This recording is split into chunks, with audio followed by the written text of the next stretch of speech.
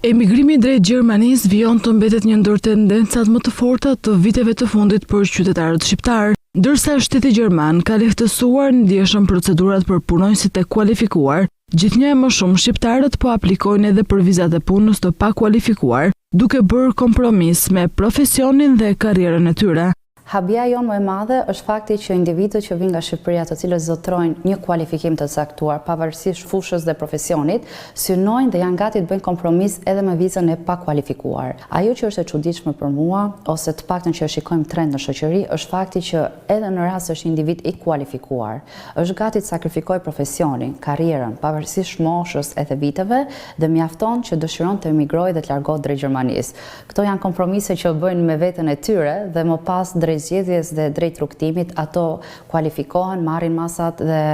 kualifikimet e nevojshme dhe kalojnë në kategoritë përkatëse. Nga gastronomia, ndërtimi, gjithashtu edhe shoferët të klasit B, janë këto disa nga profesionet të cilat shqiptarët punojnë jashtë vendit, por si është trendi i emigrimit çift. Në pjesën e punësimit të kualifikuar është goxha e lehtë, pra një individ mund ta marrë partnerin dhe partneren në një kohë shumë herë më të shpejtë, ndoshta edhe lehtësia e pasjes së një rroge më të lartë, më të mjaftueshme dhe pozitës që ato zotrojnë dhe lejes së qëndrimit, ndërsa në pozitën e punësimit të pakualifikuar ne shikojmë një trend që individët po aplikojnë të dy paralel në vizat e punës dhe pasi vinë në Gjermani bëjnë konvertimin e lejes së tyre të qëndrimit, pra dhe një nga partnerët kalon në bashkim familjar, vetëm që ato të ikin paralel të dyja palët.